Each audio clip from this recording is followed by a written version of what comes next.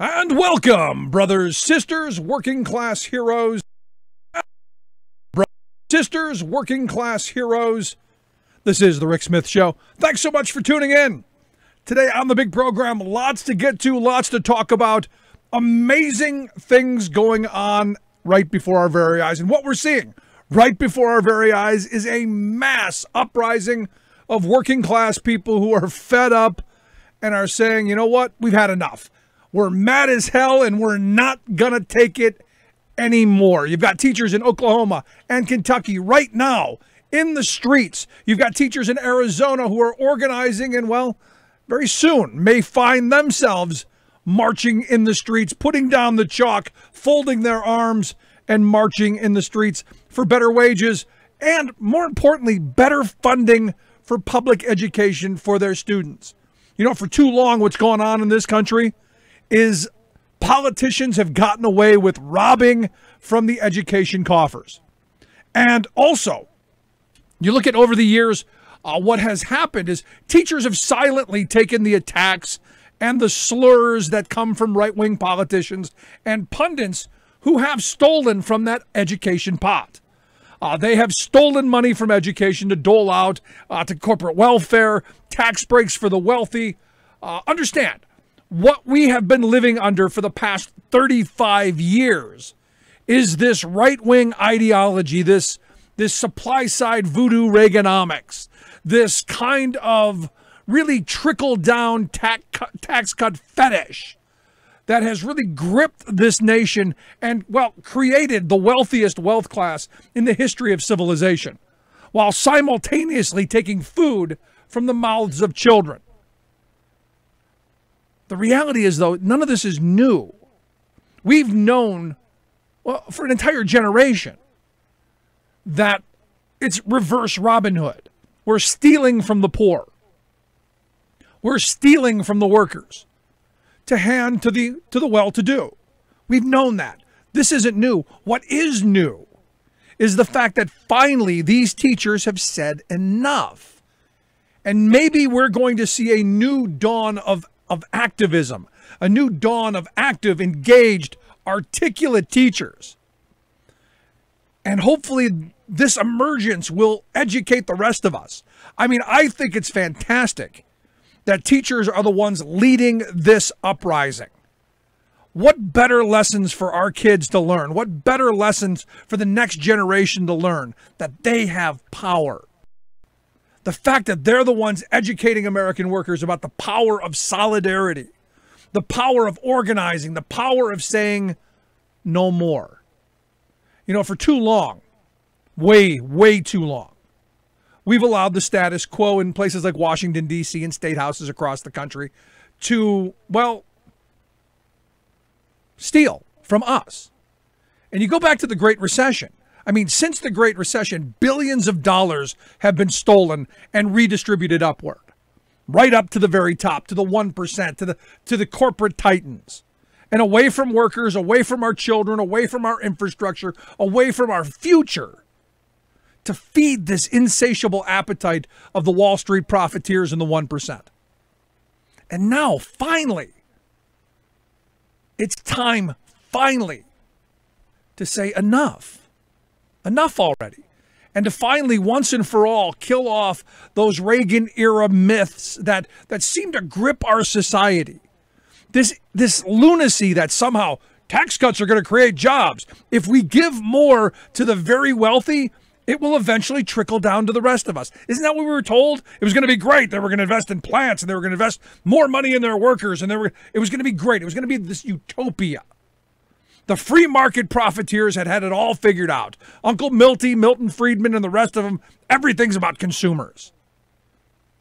And what ends up happening is, well, you have a handful who have everything, who have all the money and all the wealth and all the power, and then the rest of us. Understand, tax cuts don't create jobs. I'm sorry, the way we've been doing it just doesn't work. Giving more to those who already have more, not going to do it. If we said, hey, we're going to take massive tax cuts and we're going to redistribute it downward, we're going to give it to poor people to actually consume in a consumer-based economy, that makes sense. That may actually spur some demand, which eventually creates jobs. Yes, demand creates jobs. So can we finally once and for all kill off the supply side tax cut fetish of giving more to the wealthy in the hopes that maybe if we do it enough this time it'll be different? Can we finally kill that off? Because what we know is these kind of tax cuts defund investment in the future of this country. It defunds investment in we the people. That's what they do. We also need to kill off this lunacy of shared sacrifice. I mean, it's mind-blowing to me. In the era of austerity, Great Recession forward, sorry, shared sacrifice only means that the working people of this country and their children and their communities, they're the ones who sacrifice. Sacrifice only happens to the working people. Like I said, their kids, their communities, right on down the line. The wealthy don't sacrifice. They've got enough power to lobby themselves a nice golden parachute. And what we're finally seeing, and good on these teachers, what we're finally seeing is an educated group of workers who have seen the light. And look, I've been saying this for years, that the massive tax cuts that we're giving these wealthy people is kind of like, remember when you were in school and someone would slap a kick me sign on your back? It's kind of like writing your own kick me sign and putting it on your own back. That's what we've done. We've given these big moneyed interests tons of money. We've given them, loopholes and lavished them with tax cuts and all of this. And what they've been doing with the money that we've gone, please create jobs with, well, they've been pushing their interests. And their interests are privatizing education. So they've been pushing the bad teacher, failing schools frame so that they can push that privatization. Say, see, your school's failing. If we brought you a wonderful charter school, get rid of those public schools. If we brought you a charter school, it would have shiny doors, new faucets, but not any better education. But lots of profit for them. And at the end of this, you've got Gates, organizations like the Gates Foundation, who pushes for these teacher evaluations and for heavy testing.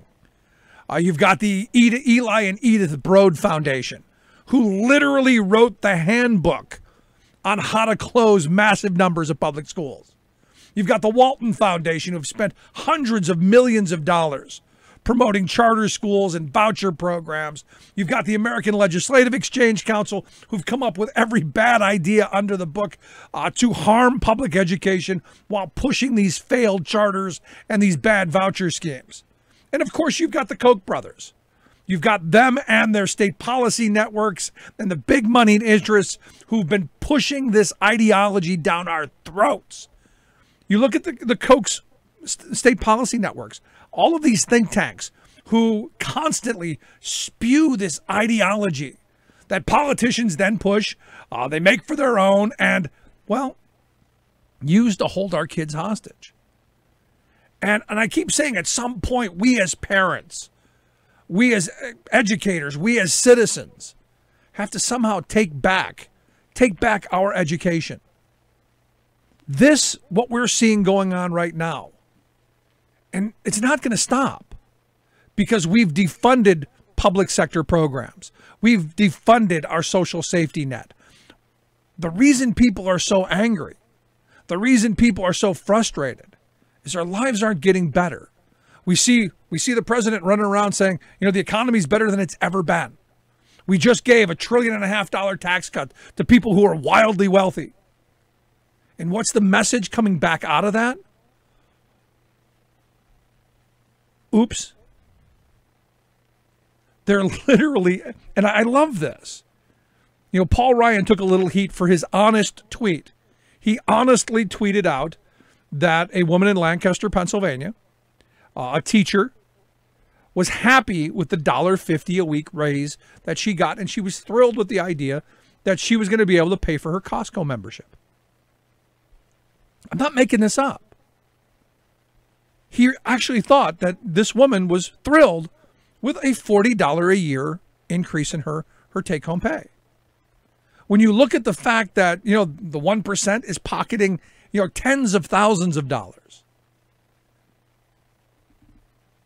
Our politicians are looking at, well, you got $40. What more could you want?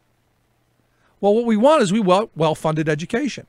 We want schools that have the best technology. We want schools that have desks for all the kids. We want schools that have textbooks for all the kids. We want schools that have librarians and nurses and extracurricular activities. And we want schools that, well, aren't going to be cutting corners. I look at Oklahoma, and someone told me that they teach at a school that they only have 4 days a week of classes because they can't afford the fifth. That's how bad funding has gotten. And somehow this is normal. Somehow this is the most powerful, wealthiest country in the world. It's the best that they can do. The amazing thing to me is I look at the Great Recession, and look, I've often said that these recessions are the wealth class's way of clawing back all of the working class gains. Every step forward workers take, the wealth class figures out how to push them back too. And this is where we are. Education funding from the Great Recession forward has gone down in virtually every state. I look at Arizona, where $1 billion has been taken from education since the Great Recession. That $1 billion just doesn't make itself up. That's taken from opportunity for our kids. And we hear the right wing talk about this all the time, about how they're the party of family values and they're the party of we love the children and all this, yet their actions, and I come back to budgets, I come back to priorities, their actions have been anything but that of family values and that of love for children. You look at some of these photos that teachers are now putting out of their classrooms, of the materials that they have to use. And you have to ask, is this the wealthiest country in the world at its wealthiest point? Or is this just how we treat working class people? And I would argue it's how we treat working class people. And this is why, again, the privatization scheme is a bad idea all the way across the board. Because, as Warren Buffett said, the wealthy, they send their kids to private school because they can afford it. And they do some other things to help maybe somebody else. But their kids don't have to go to those public schools.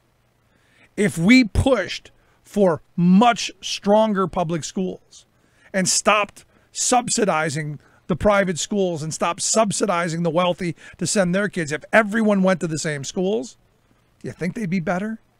Do you think the wealthy in this country would tolerate books that are tattered, desks that are broken, technology that's outdated? Do you think 45 people, 50 people in a class, do you think they would tolerate that? The answer is hell no. The only people who tolerate it are working people. And thank goodness right now, some working people are saying no more. I'd love to hear your thoughts. You can email me, rick@thericksmithshow.com. If you've got a story, if you've got a classroom that you want to show me, I'd love to see it. rick@thericksmithshow.com. I'm going to take a quick break. Over the years is, they've not only sought to destroy Social Security, but they've just completely destroyed defined benefit pensions, and with wage cuts and all this stuff, you don't even have the one leg of savings to stand on anymore. That's right. And and here's a perfect example. A friend of mine I teach with, she teaches second grade. She's 76 years old. Her husband passed away last year, and he was an attorney. He draws Social Security. She cannot afford to retire because right now she's living with his Social Security income and her teaching salary. If she retires, she's going to lose his surviving spouse Social Security, plus she's going to be taxed heavily on her time as well, too. So she told me today, she says, I'm just going to have to teach until I die. Which is kind of funny because she had a phone call from the Trump people, and she's a very big Donald